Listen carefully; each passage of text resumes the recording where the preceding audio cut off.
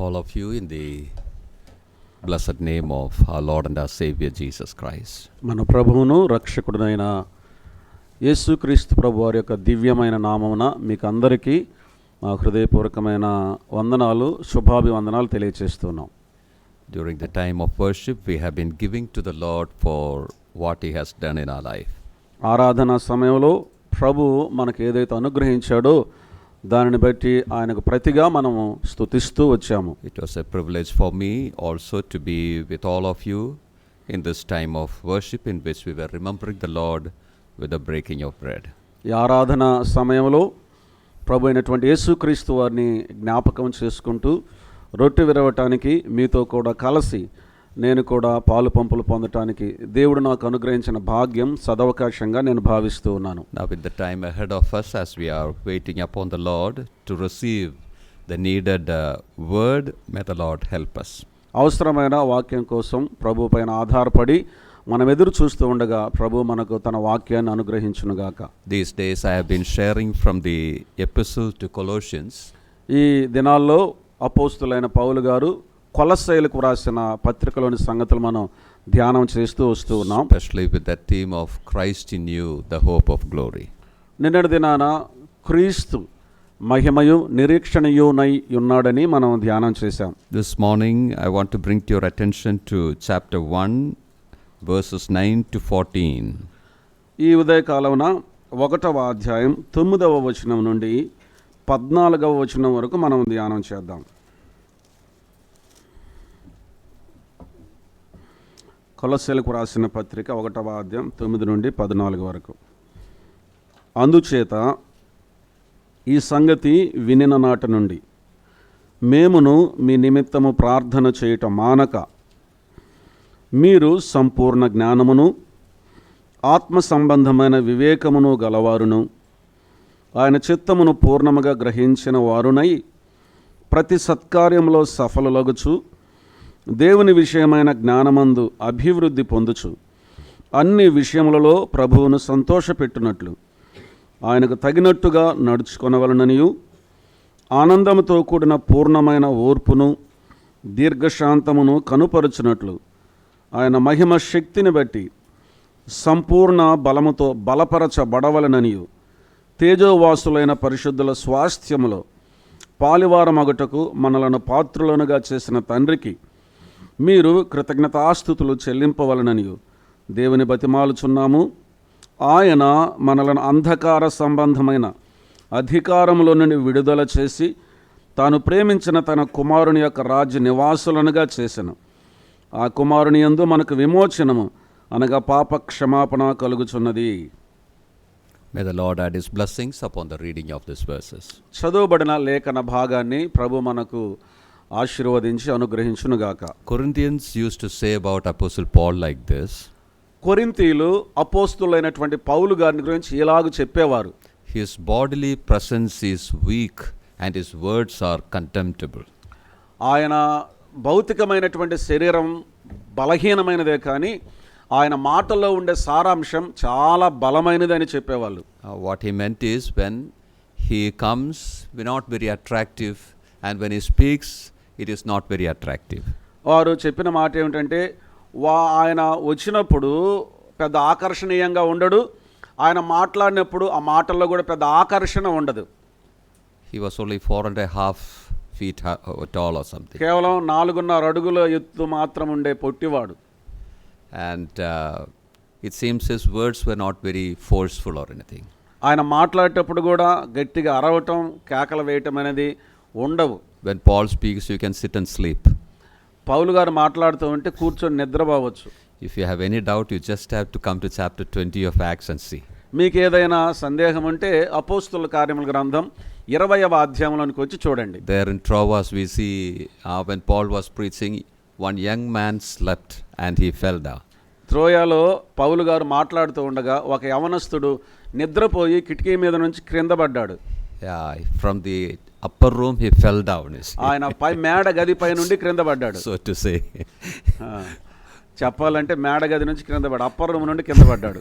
Now whenever I read that portion, ఎప్పుడైనా ఆ వాక్య భాగాన్ని నేను చదివినప్పుడు I think like this. నేను ఇలాగ అనుకుంటాను, Probably many people might have slept on that day. బహుశా ఆ దినాన చాలా మంది నిద్రపోయి ఉంటారు. Only Eutychus fell down because he was sitting on that window, కేవలం ఐతుకు మాత్రం క్రింద పడ్డాడు. కారణం ఏంటంటే కుర్చీ మీద కిటికీలో కూర్చొని ఉన్నాడు కాబట్టి. Others might have fell down in the hall itself on the floor. ఇతరులు లోపల మందిరంలోనే ఎక్కడికక్కడే పడిపోయి ఉంటారు, నిద్రపోయి ఉంటారు. But Corinthians used to say like this also. అయితే కొరింథీయులు ఇలా కూడా చెప్పేవారు, His letters are very powerful. ఆయన పత్రికలు చాలా బలమైనవి, శక్తివంతమైనవి. And that's very true. అది చాలా సత్యం, వాస్తవం. You read Galatians.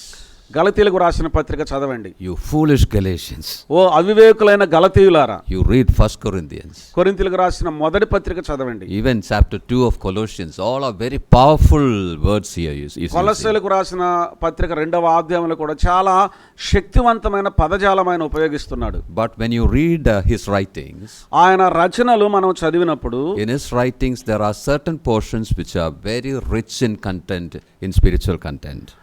కొన్ని వాక్య భాగాల్లో ఆయన రాసినటువంటి ఆ వాక్యంలో ఆత్మీయమైనటువంటి సంపద, ఆత్మీయమైనటువంటి ఐశ్వర్యం ఎంతో గొప్పగా ఉంటుంది. Especially those are the prayers that he makes while he is writing.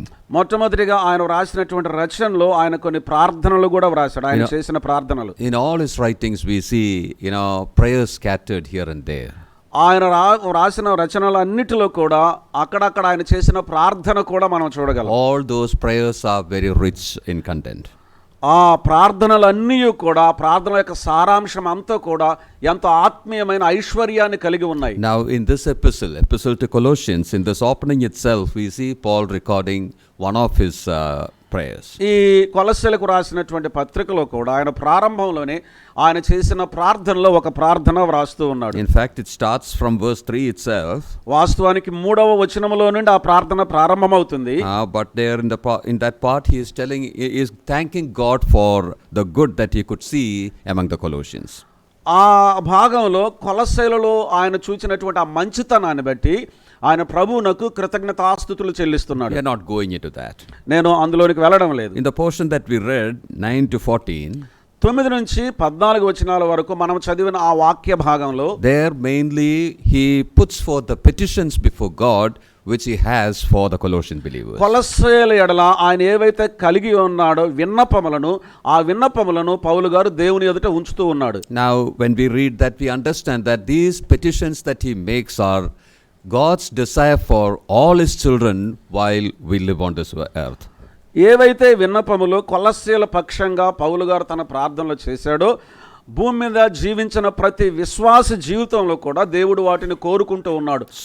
So when we read this, when we consider this, well, it is essential for us to desire the same things for us too. మనం చదివినప్పుడు, ఆలోచన చేసినప్పుడు ఈ కోరిక మనము కూడా కలిగి ఉండాలి, ఈ లక్షణాలు మనము కూడా కలిగి ఉండాలి అనే సంగతి ఎంత అవసరమని మనకు అర్థమవుతుంది. Now when you look at verse 9 onwards, the portion that we read, మనం చదివిన 9వ వచనం నుండి మనం గమనించినట్లయితే, in the beginning he gives the reason for his prayer.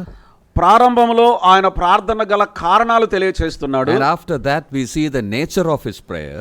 ఆ తర్వాత ఆయన ప్రార్థన యొక్క పద్ధతిని లేక స్వభావాన్ని మనం చూస్తున్నాం. Then he goes on to the petition. ఆ తర్వాత విన్నపాలు చేస్తూ వెళుతున్నాడు. Notice the reason that he presents.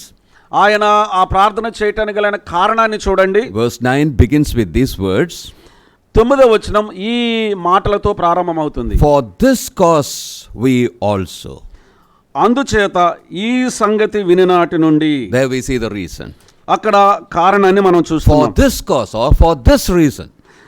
ఈ మాట వినినాటి నుండి లేక ఈ కారణాన్ని బట్టి we are praying for you. మేము మీకోసం ప్రార్థన చేస్తున్నాం. For this reason we pray. ఈ సంగతి వినిన నాటి నుండి ఈ కారణాన్ని బట్టి మేము మీకోసం ప్రార్థన చేస్తున్నాం. What is the reason? ఏమిటా కారణం? That refers to verses 3 to 8.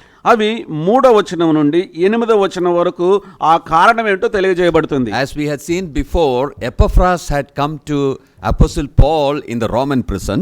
ముందుగా మనం చెప్పుకున్నట్లుగా ఎపఫ్రా రోమా చెరసాలలో ఉన్న పౌలు గారి యొద్దకు వచ్చాడు. and he had shared about the doctrinal problems there in Colossae. కొలస్సీలో ఉన్న సిద్ధాంతపరమైన సమస్యలను గురించి పౌలు గారికి ఎపఫ్రా చెప్పాడు. Many of the Colossians had gone after the false teachings. అనేక మంది కొలస్సీలో ఉన్నటువంటి వారు దుర్బోధల వెనక వెళ్ళిపోయారు. Now hearing that, Paul is writing this epistle to bring them back to the right path. వారిని మరలా సరి అయినటువంటి మార్గంలోనికి తీసుకొని రావడానికి పౌలు గారు ఈ యొక్క పత్రిక వ్రాస్తూ ఉన్నాడు. Now in the beginning he is telling about the good things that he heard about these people through Epaphras. ప్రారంభంలో ఎపఫ్రా ద్వారా ఆ ప్రజలను గురించి వినిన మంచి సంగతులను గురించి పౌలు గారు ప్రస్తావిస్తున్నాడు. You see in verse 8 we read like this, who also, that means Epaphras also declared unto us your love in the spirit.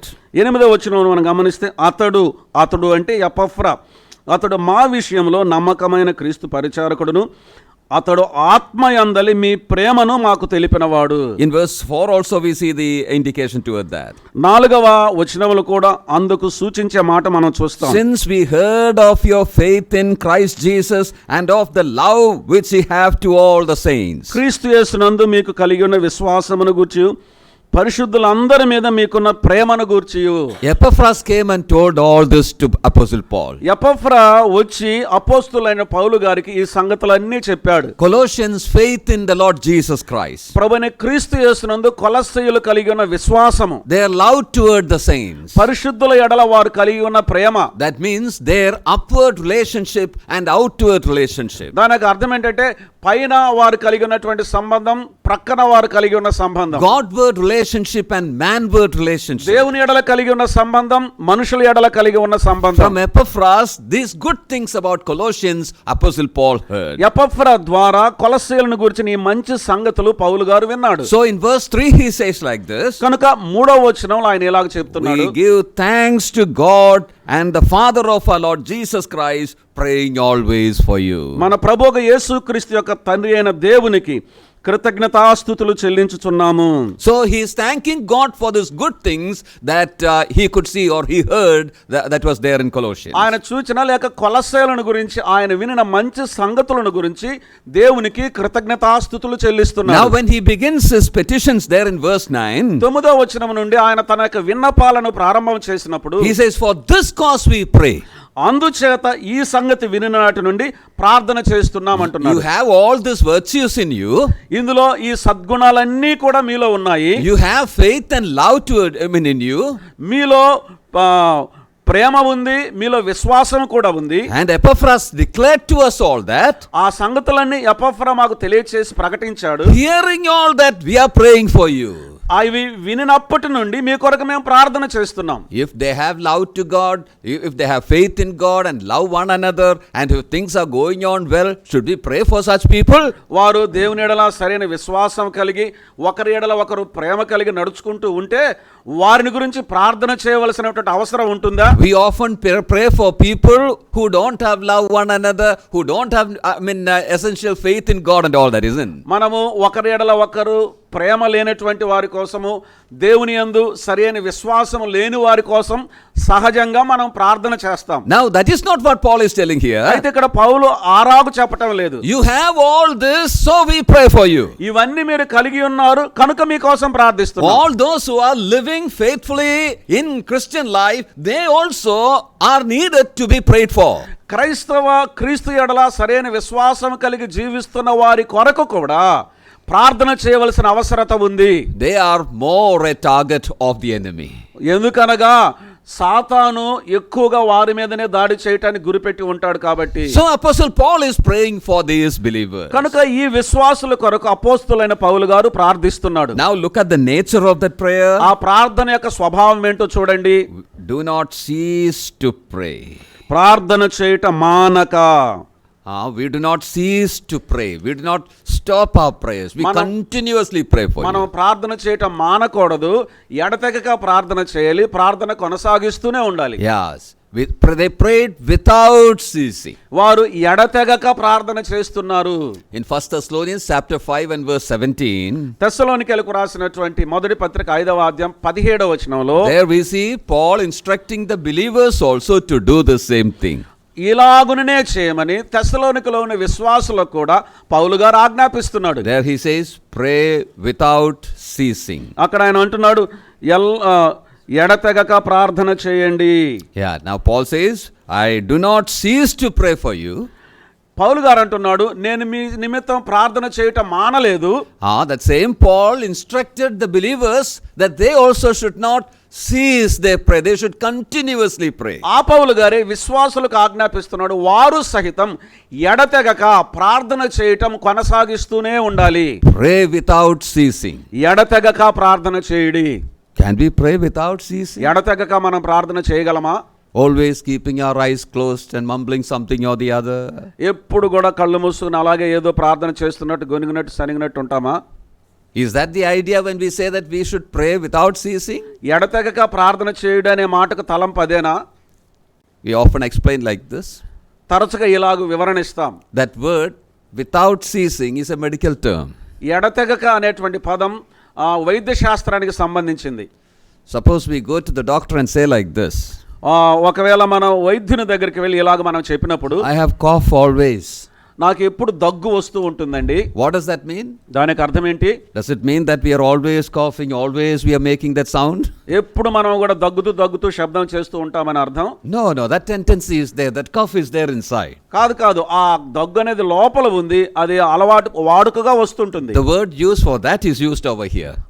అందు నిమిత్తం వైద్య శాస్త్రం ఉపయోగించిన ఎడతెగక అనే పదం ఇప్పుడు ఇక్కడ ఉపయోగించబడింది. So when Paul says pray without ceasing, పౌలు గారు ఎడతెగక ప్రార్థన చేయడని చెప్పినప్పుడు, it means have that attitude always, prayerful attitude always. ఎల్లప్పుడు ఆ వైఖరి, ప్రార్థన వైఖరిని మీరు కలిగి ఉండండి అని అర్థం. Continuously have that dependence on God.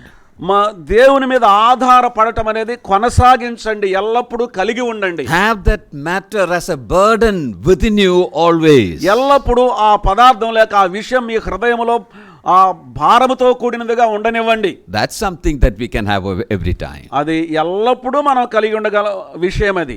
When you are in the kitchen, you can connect with God at the time. వంటగదిలో ఉన్నప్పుడు ఎల్లప్పుడు కూడా దేవునితో అనుసంధానమై ఉండొచ్చు. When you are in the office working, well, then also you can have that dependence on the Lord. నీవు నీ కార్యాలయంలో పనిచేస్తూ ఉండగా అప్పుడు కూడా నీవు దేవునిపైన ఆధారపడిన సంబంధాన్ని కలిగి ఉండగలవు. So to bear that burden within, to depend upon the Lord, have that attitude of prayer, that is praying without ceasing. అలాగూ భారము కలిగి హృదయంలో ప్రార్థనతో కూడిన ఆ వైఖరి కలిగి ఉండటమే ఎడతెగక ప్రార్థన చేయటం. Now after telling that, he goes on to the petitions.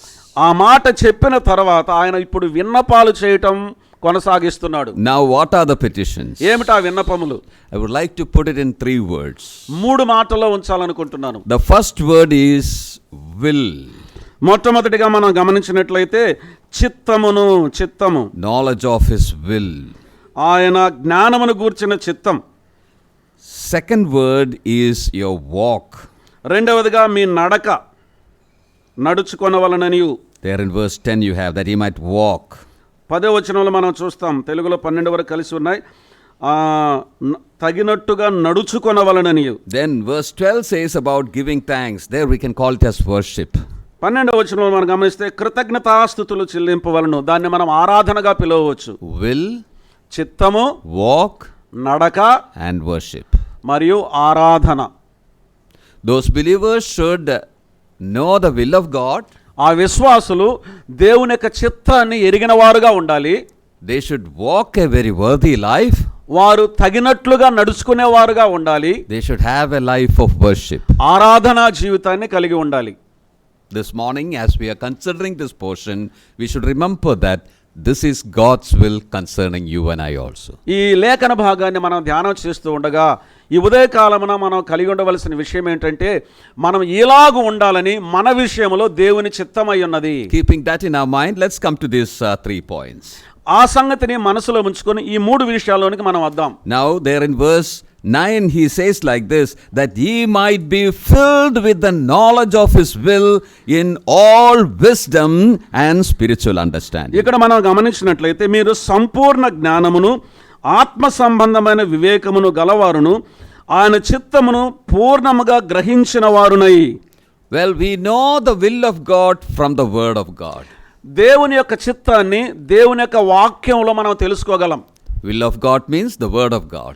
దేవుని చిత్తం అనగా దేవుని వాక్యం. Because his will for us, he has revealed it in the word of God. ఎందుకనగా మన ఎడల ఆయన కలిగి ఉన్న చిత్తాన్ని ఆయన వాక్యములో బయలుపరిచాడు. It doesn't come to us through dreams and visions.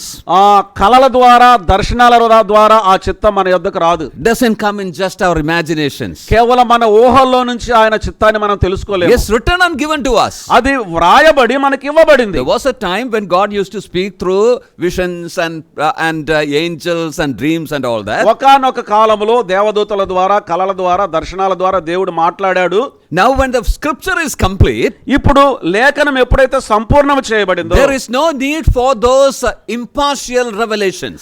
ఇప్పుడు ఆ పాక్షికమైన ప్రత్యక్షత అవసరం లేదు. The word of God is given to us completely. దేవుని యొక్క వాక్యము సంపూర్ణము చేయబడి మనకి ఇవ్వబడింది. Or as we see in Hebrews chapter 1 and verse 2, మనము హెబ్రీయులకు రాసిన పత్రిక 1:2 చూస్తే, God has spoken to us by his son. దేవుడు తన కుమారుని ద్వారా మనతో మాట్లాడెను. That tells about the New Testament revelation. అది నూతన నిబంధన యొక్క ప్రత్యక్షతను తెలియజేసేది. God has spoken to us by his son. దేవుడు తన కుమారుని ద్వారా మనతో మాట్లాడెను. When we say that God has spoken to through his son, దేవుడు తన కుమారుని ద్వారా మనతో మాట్లాడెను అని చెప్పినప్పుడు, it means the full and the final revelation has come to us. దాని యొక్క అర్థం ఏంటంటే సంపూర్ణమైన అంతిమ ప్రత్యక్షత మనకు వచ్చింది. Beyond the revelation of the Lord Jesus Christ, there is nothing else to come. ప్రభువైన యేసుక్రీస్తు వారి యొక్క ప్రత్యక్షత వెనక ముందు ఇంకేమీ కూడా అవసరం లేదు. So the word of God that is given to us is complete. It is perfect. కనుక దేవుడు మనకిచ్చినటువంటి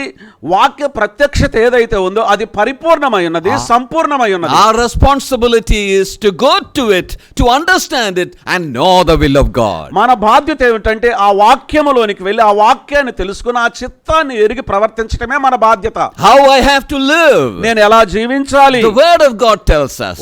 దేవుని వాక్యం చెప్తుంది. What are my responsibilities? నా బాధ్యతలు ఏమిటి? The word of God tells us. దేవుని వాక్యం అది చెప్తుంది. All things that are essential for our knowledge, for our understanding, we have it in the word of మన God. జ్ఞానానికి మనకు అర్థం చేసుకోవటానికి అవసరమైనవన్నీ కూడా దేవుని యొక్క వాక్యములో ఉన్నాయి. Now Paul says that you should be filled with the knowledge of his will. అందుకే పౌలు గారు చెప్తున్నాడు, మీరు దేవుని యొక్క జ్ఞానముతో నింపబడి ఉండాలి. All believers ought to be filled with it. They should be complete with God's word.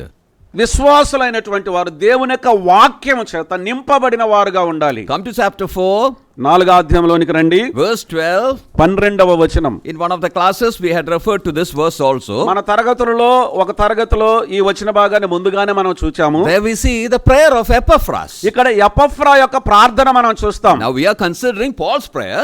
పౌలు ప్రార్థన మనం ఇప్పుడు ఆలోచన చేస్తున్నాం. That comes at the introduction of this epistle. ఈ పత్రిక యొక్క ఉపోద్ఘాతముగా అది మనం చూస్తాం. Now towards the conclusion of this epistle, Paul tells about Epaphras' prayer. ఈ పత్రిక యొక్క ముగింపులో ఎపఫ్రా యొక్క ప్రార్థనను గురించి పౌలు గారు చెప్తున్నారు. He says, Epaphras, who is one of you, a servant of Christ, saluteth you, always laboring fervently for you in prayers, that ye might stand perfect and complete in all the will of God. మీలో ఒకడును క్రీస్తు యేసు దాసుడునైన ఎపఫ్రా మీకు వందనములు చెప్పుచున్నాడు. మీరు సంపూర్ణులను ప్రతి విషయములో దేవుని చిత్తమును గూర్చి సంపూర్ణాత్మ నిశ్చయత గలవారునై నిలకడగా ఉండవలనని ఇతడు ఎల్లప్పుడూ మీ కొరకు తన ప్రార్థనలలో పోరాడుచున్నాడు. Notice the last portion of that prayer of Epaphras. ఎపఫ్రా యొక్క ప్రార్థనలోని చివరి భాగాన్ని చూడండి. The believers should be complete in all the will of God. విశ్వాసులు దేవుని చిత్తమును గూర్చి సంపూర్ణత నిశ్చయత కలిగిన వారై ఉండాలి. That's the same thing Paul prayed at the beginning also. ప్రారంభంలో కూడా అదే ప్రార్థన పౌలు గారు చేశారు. They should be filled with the knowledge of God's will. దేవుని చిత్తమును గూర్చిన జ్ఞానము చేత వారు నింపబడి ఉండాలి. That's the same thing, complete in all the will of God. అది ఒకే విషయం, దేవుని చిత్తమును గూర్చిన సంపూర్ణాత్మ నిశ్చయత. Notice that word filled. అక్కడ నింపబడుట అనే మాటను గమనించండి. Filled with all the knowledge of God's will. దేవుని చిత్తమును గూర్చిన సంపూర్ణత్వము. We often explain that word filled like this. ఈ నింపబడుట అనేటువంటి పదాన్ని తరచుగా ఇలాగ మనం వివరిస్తాము. It's a word often used in connection with cargo ships. సరుకు రవాణా చేసేటువంటి ఓడలకు సంబంధించిన విషయంలో ఈ పదం వాడబడుతూ ఉంది. It's told that cargo ships, before they go for the voyage, ఈ సరుకు రవాణా చేసే ఓడలు ప్రయాణంలోనికి వెళ్ళక ముందు there is a level till which they have to fill it with goods. ఆ యొక్క ఓడను ఎంతవరకు ఏ ఎత్తు వరకు నింపాలో అంతవరకు నింపాలి. Without that, they cannot go into the sea. అది నింపబడకుండా అవి సముద్రంలోనికి వెళ్ళడానికి వీల్లేదు. If at all they go like that, half empty or something, ఒకవేళ సగము నింపబడి సగము ఖాళీగా అది సముద్రంలోనికి వెళ్ళినట్లయితే, when in the deep sea storm and waves come, సముద్రం యొక్క లోతైన స్థలంలోనికి వెళ్ళినప్పుడు తుఫాను లాంటి వచ్చినప్పుడు they won't be able to balance. అది సమతూకంగా ఉండలేదు, నిలవబడలేదు. The ship may be toppled. ఆ ఓడ తిరగబడే అవకాశం ఉంది. So a level is there till which they have to fill with goods. ఆ ఒక ఎత్తు వరకు, ఒక స్థాయి వరకు ఆ సరుకులను నింపాలి. The word used for filling goods with that level, to that level, is the same word. అక్కడ ఆ సరుకులను ఎంతవరకు నింపాలో అక్కడ ఉపయోగించబడిన పదమే ఇక్కడ ఉపయోగించబడింది. Without filling to that level, that ship is not worthy for or ready for the voyage. ఆ స్థాయి వరకు, ఆ ఎత్తు వరకు సరుకుల చేత ఆ ఓడ నింపబడకపోతే అది సముద్రంలోనికి వెళ్ళటానికి వీలు లేదు, దానికి అర్హత లేదు. What does that mean to us?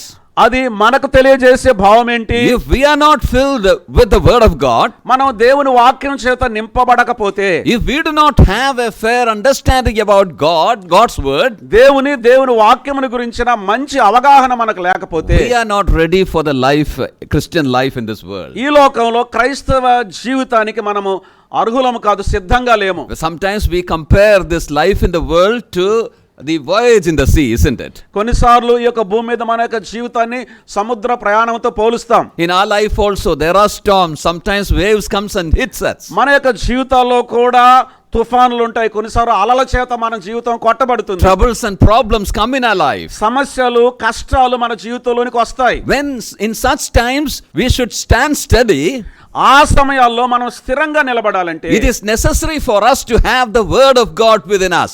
మన లోపల దేవుని యొక్క వాక్యం అవసరమై ఉన్నది. Think about this Colossians itself. ఈ కొలస్సీలను గురించి ఆలోచించండి. As we saw repeatedly, మరలా మనం చూస్తున్నాం, false teachings came among them. దుర్బోధలు వారి మధ్యలోనికి వచ్చాయి. Many of them fell for that false teaching. అనేక మంది ఆ దుర్బోధలకు పడిపోయారు. They did not stand steady in the right word. సరి అయినటువంటి వాక్యంలో వాళ్ళు స్థిరంగా నిలబడలేకపోయారు. The reason for that is they did not have the doctrines, the teachings within them. దానికి కారణం ఏంటంటే వారిలో బోధ సిద్ధాంతాలు లేవు కాబట్టి. So they did not know how to discern between right and wrong. తప్పు ఒప్పులను ఎలాగ వివేచించాలో వారికి తెలియలేదు కాబట్టి. That's why Paul says you should be filled with the knowledge of his will. అందుకే పౌలు గారు అంటున్నాడు, మీరు దేవుని చిత్తమును గురించిన జ్ఞానముతో నింపబడాలి. Dear brothers and sisters, this is very much essential in our life. ప్రియ సహోదర సహోదరులారా, ఈ విషయంలో మనం చాలా జాగ్రత్త కలిగి ఉండాలి. ఇందులో మనకి ఎంత అవసరత ఉంది. How much careful are we for the word of God? దేవుని వాక్యం పట్ల మనం ఎంత జాగ్రత్త కలిగి ఉన్నాం. How much desire we have to know the will of God and order our life according to the will of God. దేవుని యొక్క చిత్తాన్ని ఎరిగిన వారమై దేవుని చిత్తానికి అనుగుణంగా మన యొక్క జీవితాలను క్రమపరుచుకోవటానికి ఎంతమంది మనం ఇష్టం కలిగి ఉన్నాము. In that statement, notice 3 words. ఆ వ్యాఖ్యలో 3 మాటలు గమనించండి. Knowledge, that you should be filled with the knowledge of his will in all wisdom and spiritual understanding. అక్కడ మనం గమనించినట్లయితే ఆయన చిత్తమును పూర్ణముగా గ్రహించిన వారునై ప్రతి సత్కార్యములో సఫలులగుచు దేవుని విషయమైన జ్ఞానమందు అభివృద్ధి పొందుచు. You have 3 words there to notice. ఇక్కడ మనం గమనించవలసిన 3 పదాలు ఉన్నాయి. Knowing, తెలుసుకోవటం, wisdom, జ్ఞానము, understanding. అర్థం చేసుకోవటం, గ్రహించటం. Knowledge, wisdom and understanding. జ్ఞానము, అలాగే ఆయన చిత్తమును పూర్ణంగా గ్రహించిన వారుగా ఉండాలి. All related words, లేక దానికి సంబంధించిన పదాలు, but meanings are slightly different. అయితే అర్థాలు, భావాలు మాత్రం కొంచెము వ్యత్యాసం ఉంది. Knowledge means knowing things. జ్ఞానం అంటే తెలుసుకోవటం, అంటే విషయాలు తెలుసుకోవటం, gathering informations. మనము సమాచారాలను సేకరించి తెలుసుకోవటం తెలివి. Understanding means understanding what is needed for me in a given situation. అర్థం చేసుకోవటం అంటే ఇప్పుడున్నటువంటి యొక్క పరిస్థితుల్లో నాకేమి కావాలని అర్థం చేసుకోవటం. Ability to discern. దానిని వివేచించే సామర్థ్యం. And wisdom is practical. అయితే జ్ఞానం అనేది ఆచరణాత్మకమైనది, అనుసరణీయమైనది. Knowledge, తెలివి, that's knowing things. విషయాలను తెలుసుకోవటం. Then second word, understanding. I look at whatever information I got and I discern between that and see what is needed for me. రెండవదిగా అర్థం చేసుకోవటం అంటే ఏ విషయాలైతే నా ఎదుటికి వచ్చాయో వాటిని నేను వివేచించి నిర్ణయించుకోవటం. And according to necessity, I practice what I understand. That is wisdom. అవసరాన్ని బట్టి ఏదైతే నేను తెలుసుకున్నానో ఆ ప్రకారం నడుచుకోవటమే జ్ఞానం. In connection with the scriptures, the word of God, we ought to have these three things. దేవుని యొక్క వాక్యానికి సంబంధించిన వారముగా మనం ఈ మూడు విషయాలను కలిగిన వారముగా ఉండాలి. We should know the truths. మనం సత్యాన్ని తెలుసుకోవాలి. We should be able to discern the truths. సత్యాన్ని మనం వివేచించగలగాలి. Each and every moment, well, we ought to be able to practice it, put it in practice. ప్రతి సమయంలో కూడా మనం తెలుసుకున్న దానిని మన ఆచరణలో పెట్టగలిగి ఉండాలి. Yes, we ought to be obedient to God's word, His revelation. అవును, ఎట్టి పరిస్థితుల్లో దేవుని వాక్యం అని ఆయన ప్రత్యక్షతకు మనము విధేయులము కావాలి. Think about our Lord Jesus Christ. మన ప్రభువైన యేసుక్రీస్తు వారి గురించి ఆలోచించండి. When we come to John 4:34, యోహాను రాసిన సువార్త 4:34 the Lord told His disciples like this, ప్రభువైన యేసుక్రీస్తు వారు తన శిష్యులకు ఇలాగ చెప్పాడు, I have food which you do not know. మీకు తెలియని ఆహారం నాకు ఉన్నది అన్నాడు. What was that? ఏమిటది? To do the will of the Father who sent me. నన్ను పంపిన నా తండ్రి చిత్తమును నెరవేర్చటమే నాకు ఆహారం అయి ఉన్నది అన్నాడు. So as a son, he obeyed the Father. కుమారునిగా ఆయన తన తండ్రికి విధేయత చూపాడు. When you come to Psalm 40, 40వ కీర్తనలోనికి మనం వస్తే there in verse 8, అక్కడ 8వ చరణములో the Lord said, I have come to do thy will. అక్కడ ప్రభువు చెప్తున్నాడు, నీ చిత్తమును నెరవేర్చుటకు నేను వచ్చి ఉన్నాను. You have prepared a body for me. నీవు నాకు ఒక శరీరమును అమర్చితివి. In the book it is written of me. గ్రంథపు చుట్టలో నన్ను గూర్చి వ్రాయబడినట్లుగా I come to do your will. నీ చిత్తమును నెరవేర్చుటకు నేను వచ్చి ఉన్నాను. There we see, as a servant, the Lord Jesus Christ was obedient. ఇక్కడ యేసుక్రీస్తు ప్రభువు ఒక సేవకునిగా విధేయత కలిగి ఉన్నాడు. Now come to the garden of Gethsemane. ఇప్పుడు గెత్సెమనే తోటలోనికి రండి. The Lord said, not my will, but let thy will be done. ప్రభు అన్నాడు, నా చిత్తం కాదు నీ చిత్తమే సిద్ధించునుగాక అన్నాడు. There he was on the way to the cross. ఆయన శిలువ మార్గములో ఉన్నాడు అక్కడ. So as a savior, he obeyed the will of God. ఆయన రక్షకునిగా దేవుని చిత్తానికి లోబడ్డాడు. As a son, he obeyed. ఆయన కుమారునిగా విధేయుడయ్యాడు. As a servant, he obeyed. ఆయన సేవకునిగా విధేయుడయ్యాడు. As a savior, he obeyed. ఆయన రక్షకునిగా విధేయుడయ్యాడు. We are following in his pathway. మనం ఆయన మార్గములో నడుస్తూ వెళుతున్నాం. That obedience we see in him ought to be seen in us. ఆయనలో చూసిన విధేయత మనలో కూడా కనిపించాలి. How much are we careful about the will of God, about the word of God? దేవుని చిత్తాన్ని గురించి, దేవుని యొక్క వాక్యాన్ని గురించి మనం ఎంత జాగ్రత్తగా ఉన్నాం. Many a time our attitude is like this. కొన్నిసార్లు మన వైఖరి అనేక సార్లు ఇలాగుంటుంది. If it is convenient for us, if it doesn't affect our reputation and our convenience, we are obedient. మనకు అనుకూలమైతే, మనకు సౌకర్యంగా ఉంటే, మన మీద ఏ విధమైనటువంటి దెబ్బతీయని పరిస్థితులు ఉంటే మనం విధేయత చూపిస్తాం. Otherwise we don't care. లేనట్లయితే లెక్క చేయం. Dear brothers and sisters, as the children of God, well, we are committed to God's word. దేవుని ప్రియమైన సహోదర సహోదరులారా, దేవుని యొక్క పిల్లలముగా మనం దేవుని యొక్క వాక్యానికి మనల్ని మనం అప్పగించుకోవాలి. We received the Lord Jesus Christ as our Lord.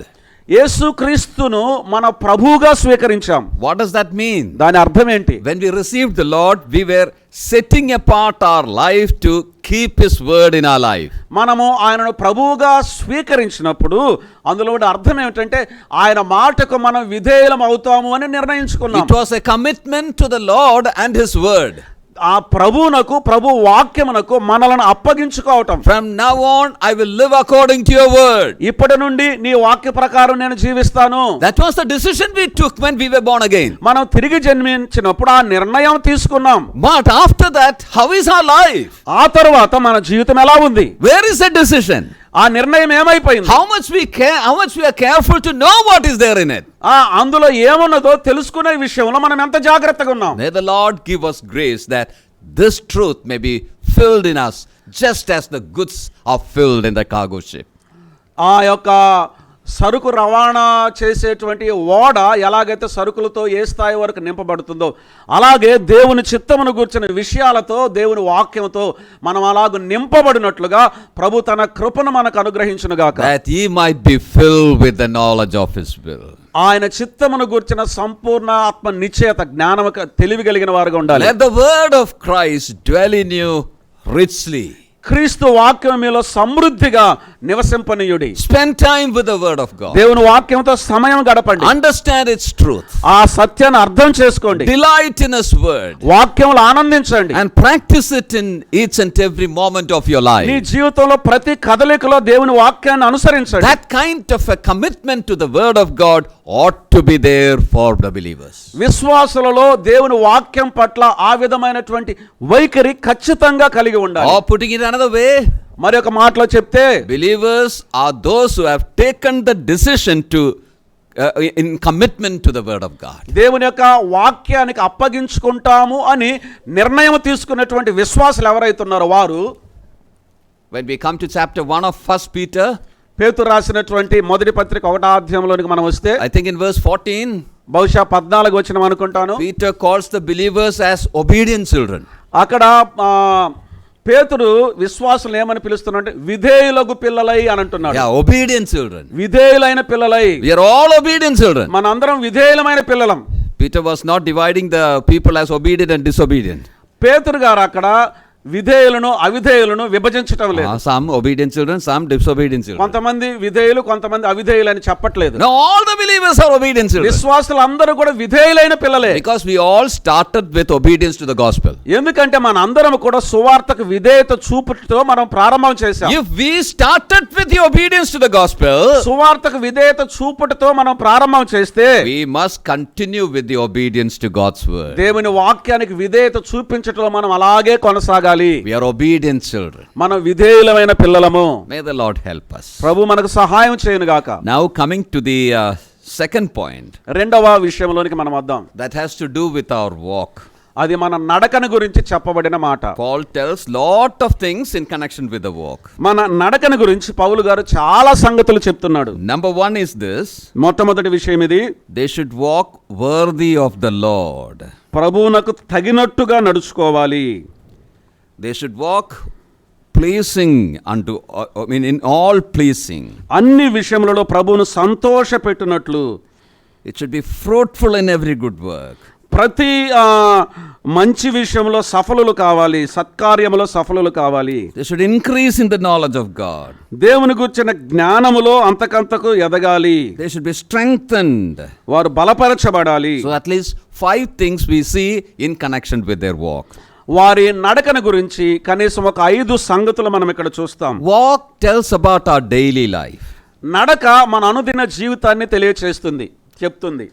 When I say daily life, అనుదిన జీవితం అని నేను చెప్పినప్పుడు our Christian life, మన క్రైస్తవ జీవితం, especially it calls for a matured Christian, a balanced, matured Christian life. వాస్తవానికి మనం చెప్పాలి అంటే సమతూకము కలిగిన, పరిపక్వత చెందిన క్రైస్తవ జీవితం. Let me try to explain that from Galatians. గలతీయులకు రాసిన పత్రికలో నుండి దాన్ని వివరించడానికి నన్ను ప్రయత్నం చేయనివ్వండి. From chapter 5 of Galatians, Paul there starts his practical, section. 5వ అధ్యాయములో గలతీయులకు రాసినటువంటి పత్రికలో పౌలు గారు ఆచరణాత్మకమైన జీవితాన్ని గురించి చెప్పటం ప్రారంభిస్తున్నాడు. To show them the practical truths, ఆ ఆచరణ సంబంధమైన సత్యాలను వారికి తెలియజేయడానికి he uses some verbs, some practical words. కొన్ని ఆచరణలో ఉండేటువంటి అనుసరణీయమైన పదజాలాన్ని ఆయన వాడుతున్నాడు, పదములు. Like stand, నిలబడి, run, పరిగెత్తటం, walk, నడవటం,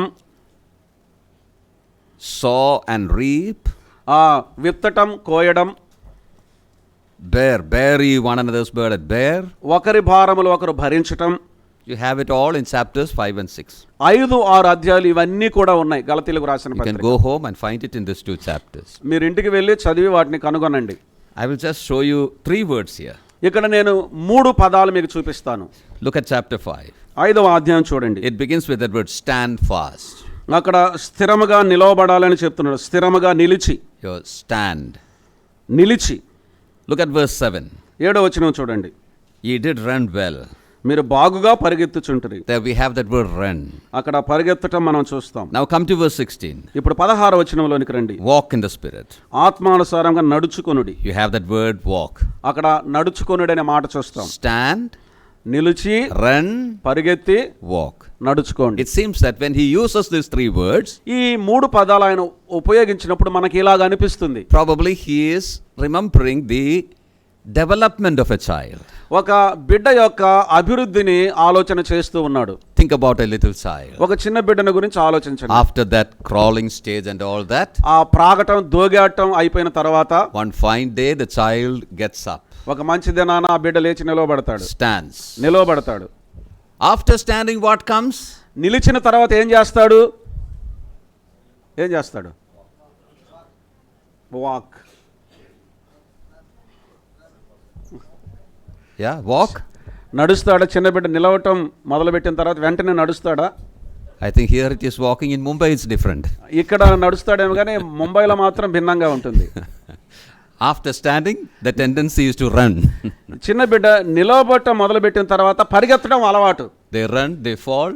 పరిగెడతారు, పడిపోతారు. Parents run after them, make them stand again. తల్లిదండ్రులు వాళ్ళ వెనకాల పరిగెత్తి వాళ్ళని మరలా నిలవబెడతారు. They fall again. మరలా పడతారు. Run, fall. It happens many times. పరిగెడతారు, పడతారు, పరిగెడతారు, పడతారు. చాలా సార్లు జరుగుద్ది అలా. Thus it gains balance. అది సమతూకాన్ని నిలబడటానికి సహాయం చేస్తుంది. After gaining balance, it starts what? Walking. అప్పుడు నిలబడటానికి సామర్థ్యం వచ్చిన తర్వాత అప్పుడు నడుస్తారు. Think about cycling. సైకిల్ దొక్కటం గమనించండి. At first, what do? Ride fast or ride slowly? మొట్టమొదటిగా మనం ఏం చేస్తాం? సైకిల్ తొక్కేటప్పుడు మొట్టమొదటి వేగంగా సైకిల్ తొక్కుతామా లేక నిదానంగా తొక్కుతామా? Yeah? Fast riding comes first. మొట్టమొదటిగా వేగంగా తొక్కటం వస్తుంది cycle. With all your energy, you నీ శక్తినంతా ఉపయోగించి cycle దొక్కుతావు. Then you fall like that. తర్వాత పడిపోతావు. Then to go slow, you need more balance. నీవు నిదానంగా వెళ్ళేటప్పుడు నీకు ఎక్కువ సామర్థ్యం అవసరం నిలవబెట్టడానికి దాన్ని. What I'm trying to say is, నేను మీకు చెప్పడానికి ప్రయత్నం చేసే విషయం ఏంటంటే, to walk you need more balance than running. నడవటానికి పరిగెత్తడం కంటే ఎక్కువ బ్యాలెన్స్ మనకు అవసరం, నిలకడ అవసరం. I'm telling about the development of a children. ఒక చిన్న బిడ్డ యొక్క అభివృద్ధిని గురించి నేను చెప్తున్నాను. So walk needs more balance. నిలవబడటానికి ఎక్కువ సామర్థ్యం అవసరం. Walk shows the matured state.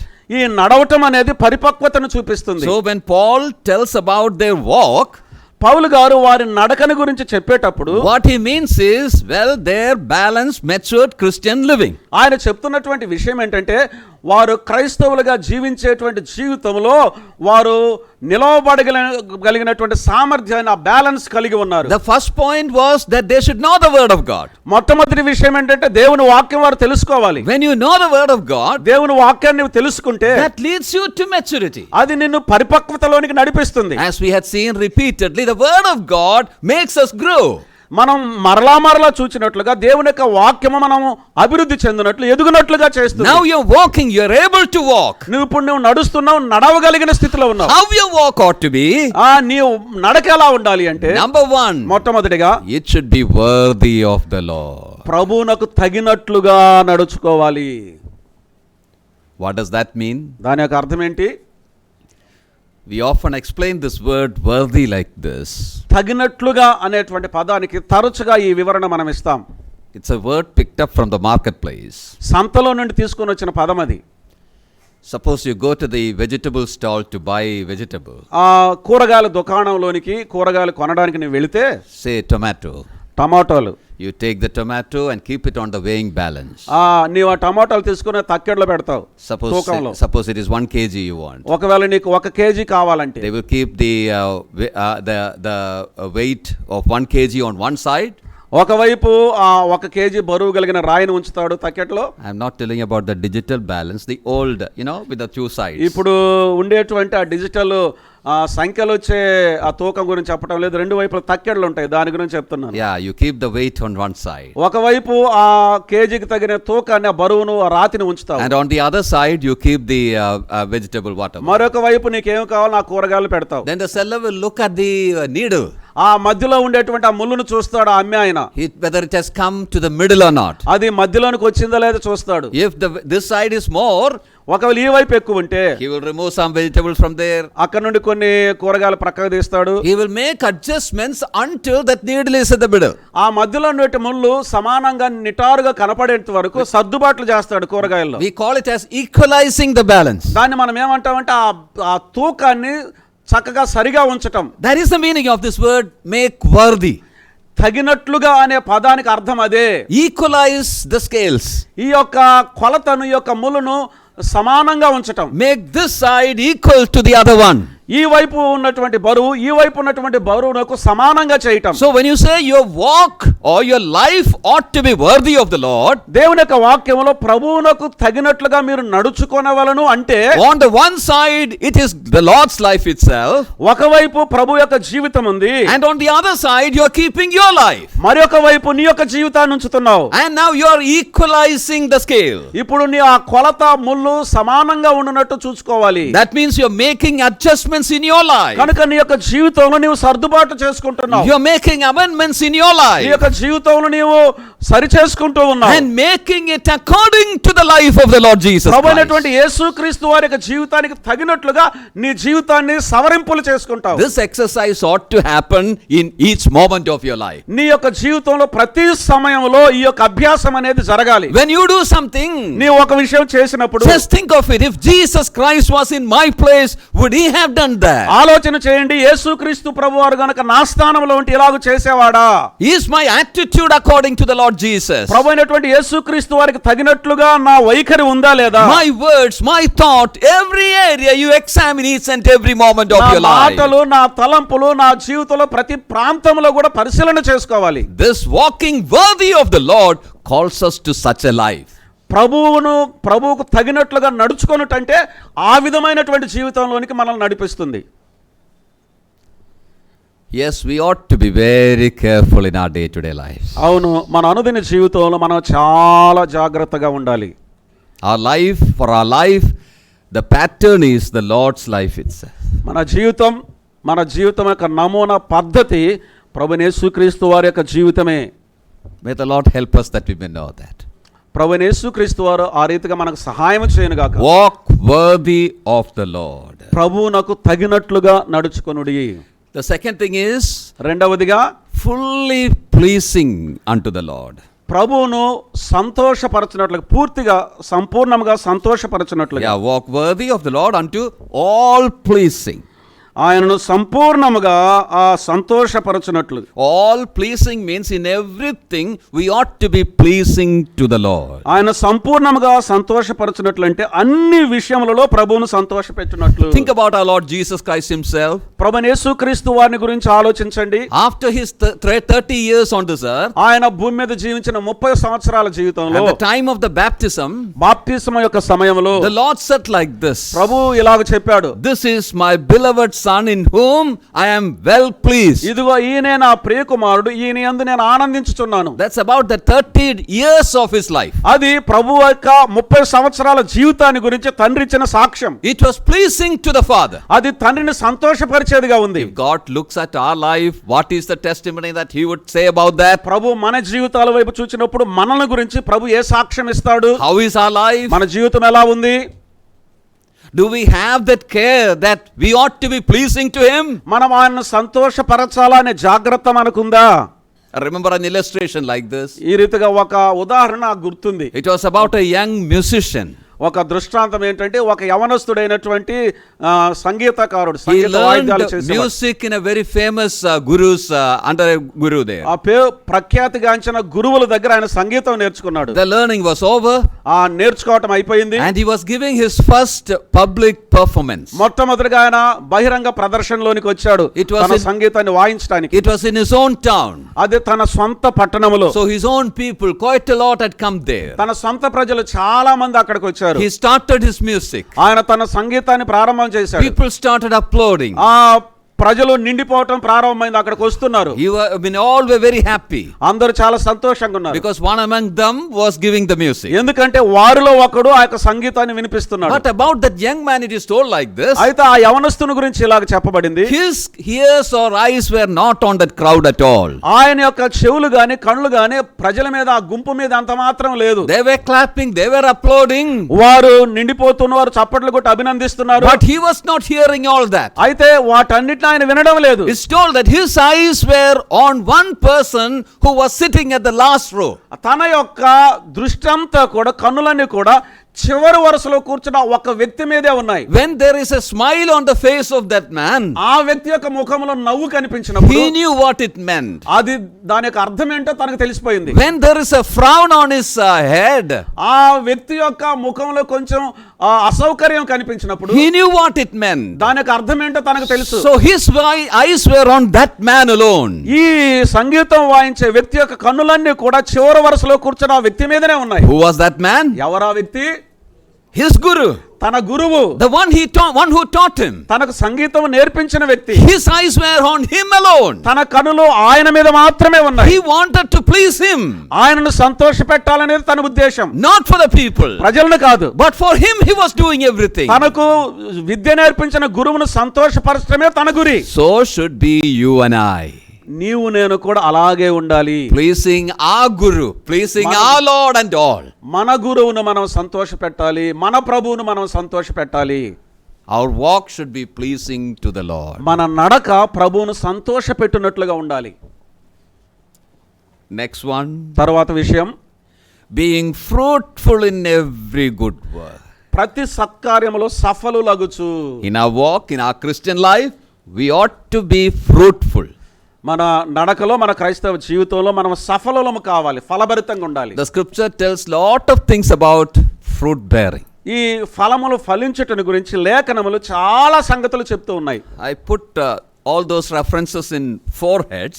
ఆ వచ్చిన భాగాలన్నీ కూడా 4 భాగాలుగా నేను చెప్తాను. Without reading it, I will just mention and pass on. నేను వాటిని చదివి దాటి వెళ్తాను. Number 1, మొట్టమొదటిగా fruit of lips. ఆ పెదవుల యొక్క ఫలం అంటే జిహ్వా ఫలము, పెదవుల ద్వారా వచ్చేటువంటి ఫలం. Hebrews 13:15. హెబ్రీయులకు రాసిన పత్రిక 13:15 జిహ్వా ఫలము అని ఉంది. That's praising God. అది ప్రభువును స్తుతించటం. Fruit of labor.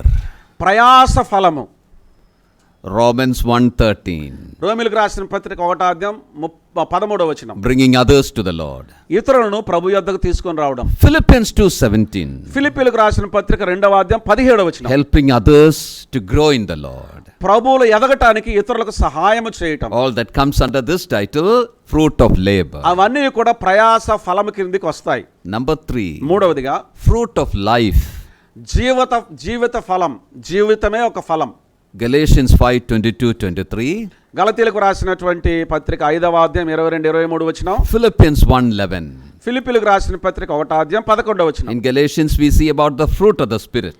గలతీయులకు రాసిన పత్రికలో ఆత్మ ఫలముగా మనం చూస్తాం. Those are all, అవన్నీ కూడా things that ought to be seen in our life. మన యొక్క జీవితంలో కనబడాలి. And in Philippians we see about the fruit of righteousness. ఈ ఫిలిప్పీయులకు రాసిన పత్రికలో నీతి ఫలము అని మనం చూస్తాం. That also should be seen in our righteous life. మన నీతి జీవితంలో కూడా అది కనిపించాలి. So we call it as fruit of life. కనుక దాన్ని నీతి ఫలముగా మనం పిలుస్తాం. Then number 4, ఇప్పుడు 4వదిగా fruit of light.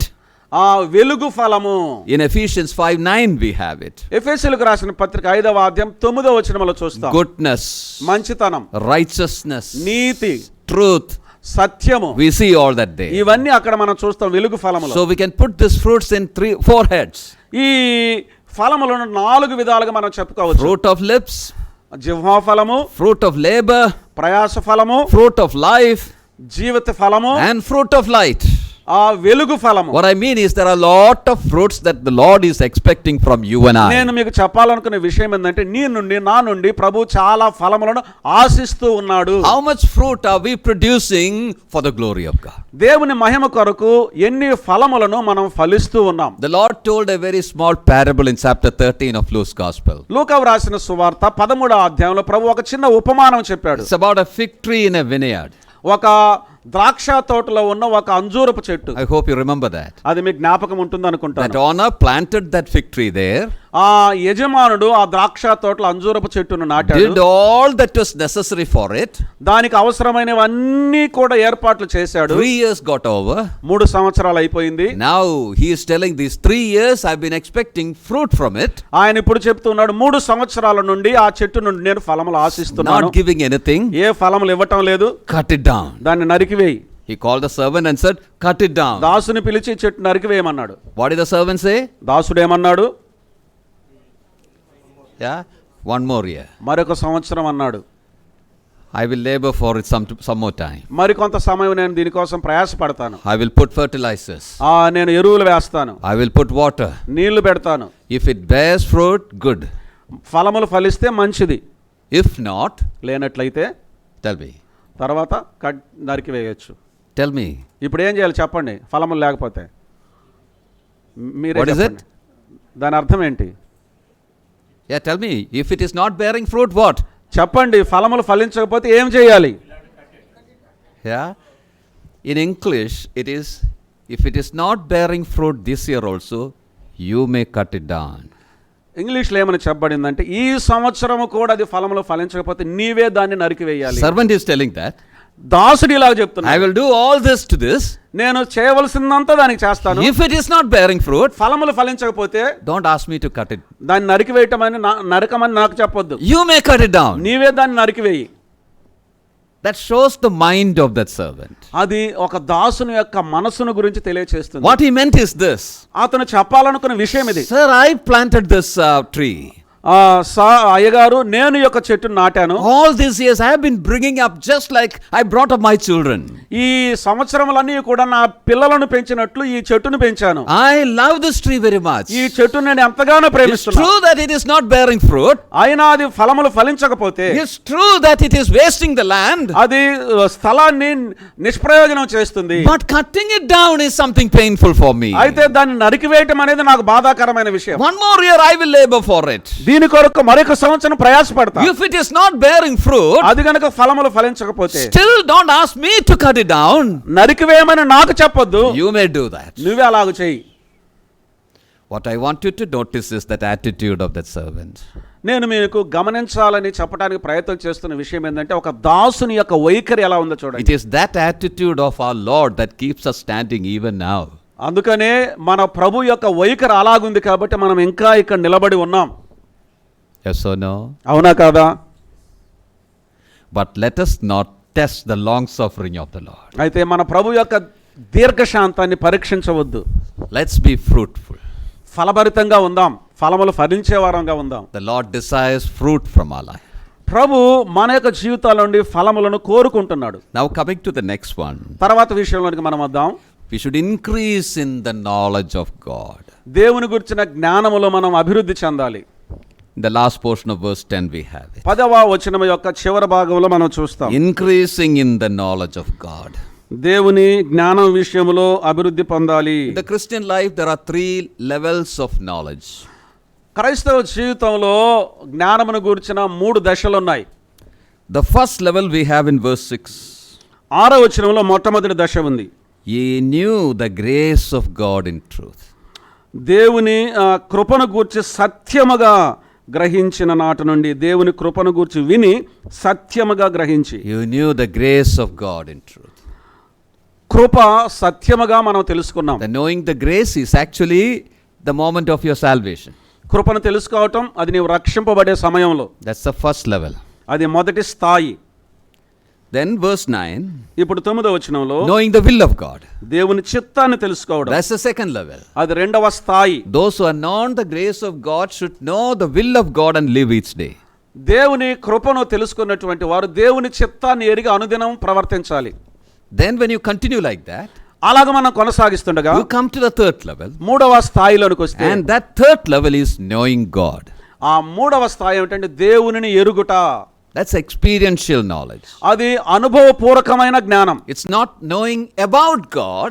దేవుని గురించి అది తెలుసుకోవటం కాదు. Knowing about God, you can read many books, theological books, and gather knowledge. దేవుని గురించి తెలుసుకోవటానికి చాలా పుస్తకాలు చదవచ్చు, వేదాంత పుస్తకాలు చదివి కూడా తెలుసుకోవచ్చు. That is not what we see here. ఇక్కడ మనం చూచేది అది కాదు. This is knowing God.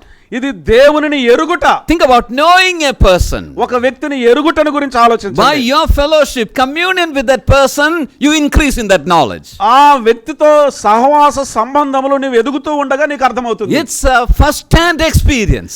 అది మొట్టమొదటి ప్రామాణికాన్ని కూర్చున్నటువంటి అనుభవం. So believers ought to walk with God, commune with God each day and grow in the knowledge of God. కనుక విశ్వాసులు ప్రతిదినం దేవునితో సహవాసం కలిగి దేవునితో కలిసి నడుస్తూ దేవునిని ఎరగాలి. We should increase in the knowledge of God. దేవుని యొక్క జ్ఞానములో మనం అభివృద్ధి చెందాలి. I'm not elaborating on that. ఆ విషయం మీద నేను విస్తరించడం లేదు. Now coming to verse 11. ఇప్పుడు 11వ వచనంలోనికి వస్తే, strengthened with all might according to his glorious power unto all patience and long suffering with joyfulness. ఆనందముతో కూడిన పూర్ణమైన ఓర్పును దీర్ఘశాంతమును కనుపరచునట్లు ఆయన మహిమ శక్తిని బట్టి సంపూర్ణ బలముతో బలపరచబడవలెనని.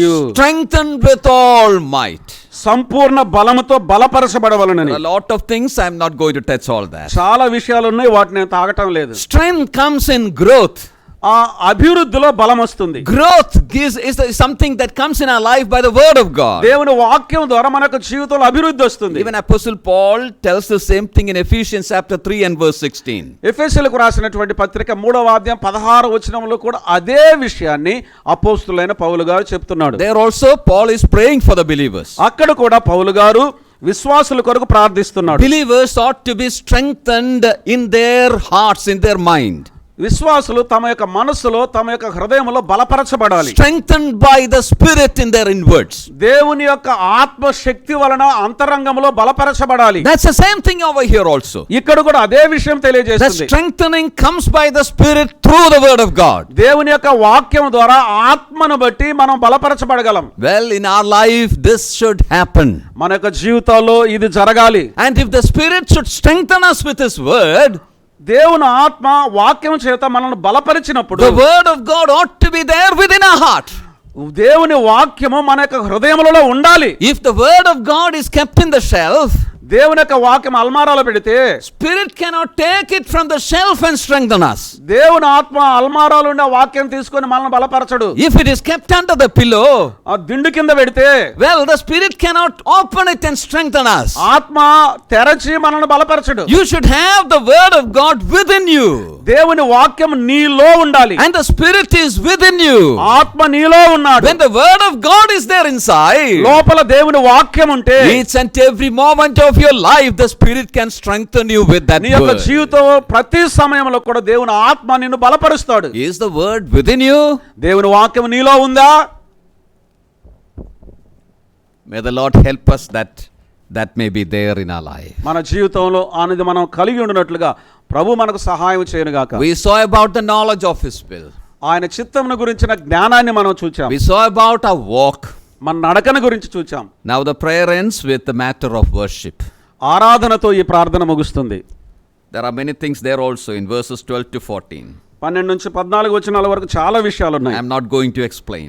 అవన్నీ వివరించడం లేదు నేను. There in verse 12 we have the mention of the inheritance. ఇక్కడ మనం గమనించినట్లయితే స్వాస్థ్యము అనే పదాన్ని మనం చూస్తాం. 12వ వచనం. We are made partakers of the inheritance of the saints in light. తేజోవాసులైన పరిశుద్ధుల స్వాస్థ్యములో పాలువారమగుటకు. Verse 13 says about the deliverance.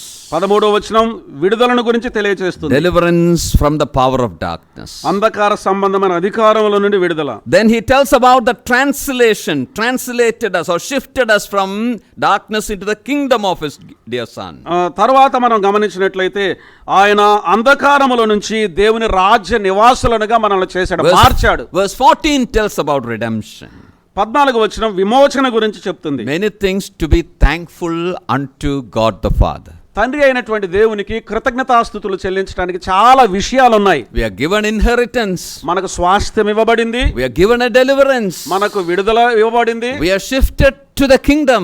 మనం రాజ్య నివాసులముగా చేయబడ్డాం, బదిలీ చేయబడ్డాం. A redemption is given. మనకు విమోచన ఇవ్వబడింది. Now Paul is telling your believers, think about all these things and be thankful to God. పౌలు గారు చెప్తూ, విశ్వాసులారా వీటన్నిటిని గురించి ఆలోచన చేసి ప్రభు ఎడల కృతజ్ఞత కలిగిన వారుగా ఉండండి. He is calling the believers to a worshipful life. విశ్వాసులను ఆరాధనా జీవితం కలిగిన వారుగా ఉండునట్లు ఆయన పిలుపునిస్తున్నాడు. What is worship? ఆరాధన అంటే ఏంటి? That's again another big topic. అది మరి ఒక పెద్ద అంశం. Many often when we think about worship, we only think about Sunday morning 2-3 hours. ఆరాధన అనగానే మన అందరి జ్ఞాపకం వచ్చేది ఏంటంటే ఆదివారం ఉదయం 2-3 గంటలు అది ఆరాధన అనుకుంటాం. Worship for the week is over. ఆ ఆరాధన కూడిక అయిపోయింది అంతటితో. But let me tell you one thing. అయితే నన్ను మీతో చెప్పనివ్వండి. Worship should become our lifestyle. ఆరాధన మన జీవిత విధానం కావాలి. When you do anything remembering the person and work of our Lord Jesus Christ, నీవు ఏదైనా చేసినట్లయితే ప్రభు అయినటువంటి యేసుక్రీస్తు వారి యొక్క వ్యక్తిత్వము ఆయన పనిని జ్ఞాపకం చేసుకోవాలి. a loving response to that, whatever it be, in word or deed or in attitude, that becomes worship in the sight of God. మాటలోను క్రియలోను మన వైఖరిలోను ఆయన ప్రేమకు మనము స్పందించటమే ఆరాధనలోనికి వస్తుంది. I hope you understood it. అది మీకు అర్థమైంది అనుకుంటున్నాను. Our loving response to God, remembering His person and work. ఆయన వ్యక్తిత్వాన్ని ఆయన పనిని మనం జ్ఞాపకం చేసుకుంటూ ప్రేమపూర్వకంగా స్పందించటం. Yeah, that response may be in attitude or word or action. ఆ యొక్క స్పందన వైఖరి కావచ్చు, మాట కావచ్చు, ప్రవర్తన కావచ్చు. All that comes under that title worship. అవన్నీ కూడా ఆరాధన అనే అంశం క్రిందికి వస్తాయి. Whatever you do for the glory of God, it's worship. దేవుని మహిమ కొరకు నీవు ఏదైతే చేస్తావో అది ఆరాధన. Remember an illustration like this? ఈ ఒక దృష్టాంతాన్ని మీరు జ్ఞాపకం ఉంచుకోండి. It's about a kitchen. ఒక వంటగదిని గురించిన దృష్టాంతం. You know that corner, the kitchen sink is there. ఆ వంటగదిలో నీళ్లు కడుక్కోవటానికి సింక్ ఉంటుంది, అంట్లు కడుక్కోవటానికి. Just above that, 2 lines are written. ఆ సింక్ పైన 2 మాటలు వ్రాయబడి ఉంటాయి. Here worship happens 3 times in a day. దినమునకు 3 మార్లు ఇక్కడ ఆరాధన జరుగుతుందని వ్రాయబడి ఉంటుంది. Above the sink it is written. ఆ సింక్ పైన వ్రాయబడి ఉంటుంది. Worship happens 3 times in a day here. ఆరాధన ఇక్కడ దినమునకు 3 సార్లు జరుగుద్ది. What does that mean? ఏమిటి దాని యొక్క అర్థం? Does it mean that a sister who is working in that kitchen goes to that corner and sings worship songs 3 times in a day? ఆ వంటగదిలో పనిచేసే సహోదరి ఆ సింక్ దగ్గరికి వెళ్ళి దినమునకు 3 మార్లు కీర్తనలు పాడి స్తుతులు చెల్లించి ప్రభువుని ఆరాధిస్తుందని అర్థం? No, it is about washing the plates, 3 times in a day. దాని యొక్క అర్థం ఏంటంటే దినమునకు 3 మార్లు కడిగేటువంటి స్థలం అది. Is such works also, comes under the title worship? ఆ విధమైనటువంటి పనులు కూడా ఆరాధన అంశం క్రిందికి వస్తాయా? Whatever you do for the glory of God, దేవుని మహిమ కొరకు నువ్వు ఏదైతే చేస్తావో is taken as worship in the presence of God. దేవుని సన్నిధానంలో అది ఆరాధనగా తీసుకోబడుతుంది.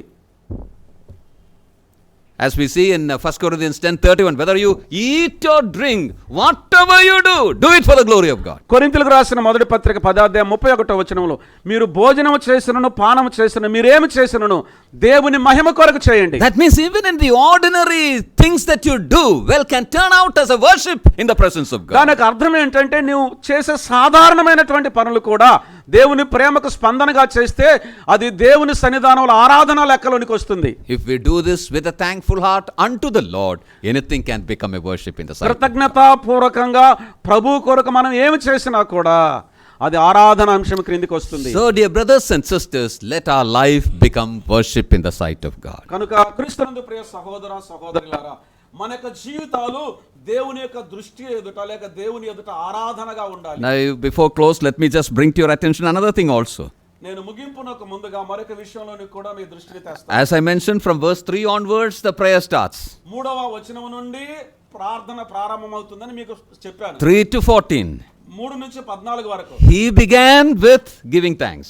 ఆయన కృతజ్ఞతాస్తుతులు చెల్లించుటతో ప్రారంభించాడు. In verse 3 we have it. 3వ వచనంలో అలాగుంది. We give thanks to God and the Father, etc., etc. It goes. తండ్రి అయినటువంటి దేవునికి మేము కృతజ్ఞతాస్తుతులు చెల్లిస్తున్నాము అని చెప్పాడు. So there he mentioned about his own worship. ఆయన తన స్వంత ఆరాధన గురించి అక్కడ చెప్పాడు. Now that prayer concludes with the instruction that the believers, their life ought to become worship.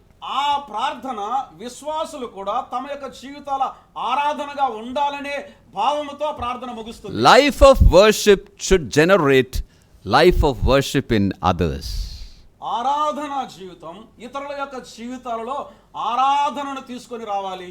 If our life becomes a life of worship, నా యొక్క జీవితం ఆరాధనా జీవితంగా మారితే others' life will be touched and they shall become worshippers to God. ఇతరుల జీవితాలు కూడా తాకబడి వారు కూడా ఆరాధన అనుభవంలోనికి వస్తారు. And as we see in John 4, దాన్నే యోహాను రాసిన సువార్త 4వ అధ్యాయంలో చూస్తాం. the Lord is searching for true worshippers. దేవుడు యథార్థముగా ఆరాధించే వారి కోసం చూస్తున్నాడు. Well, our true worship or our life ought to transform others and make true worshippers to the మన Lord. యొక్క ఆరాధన జీవితం ఇతరులను యథార్థమైనటువంటి ఆరాధికులుగా మార్చేదిగా ఉండాలి. May the Lord help us that these truths that we considered may work in our lives. మనము ఏ సత్యాలను గురించి అయితే ఆలోచన చేస్తున్నామో ఆ సత్యము మన యొక్క జీవితాల్లో పనిచేయలాగన ప్రభు మనకు సహాయం చేయను గాక. Let's give importance to the will of God or the word of God. దేవుని చిత్తానికి దేవుని వాక్యానికి మనం ప్రాధాన్యత ఇవ్వటం మనం నేర్చుకుందాం. Let the word of God reside in us richly. దేవుని యొక్క వాక్యము మన జీవితాల్లో సమృద్ధిగా నివసించును గాక. మన హృదయాల్లో Spend time with it. వాక్యముతో సమయాన్ని గడపండి. Hide that word within your hearts. ఈ యొక్క హృదయాలలో ఆ వాక్యాన్ని దాచుకోండి. Then it will control your walk. ఆ వాక్యము నీ యొక్క నడకను నియంత్రిస్తుంది. Walk worthy of the Lord. ప్రభువునకు తగినట్లుగా నడుచుకోవాలి. Means let the Lord Jesus Christ become a pattern for our path. దాని యొక్క అర్థం ఏంటంటే మన యొక్క మార్గములో ప్రభు అయినటువంటి యేసుక్రీస్తు వారి యొక్క జీవితమే మాదిరిగా నమూనాగా ఉండుగా. Let our life be pleasing to our God. మన జీవితం మన ప్రభువును సంతోషపెట్టేదిగా ఉండాలి. Fruitful. ఫలభరితమైనదిగా ఉండాలి. Increasing in the knowledge of God. దేవుని గురించిన జ్ఞానములు అంతకంతకు అభివృద్ధి చెందాలి. Strengthened.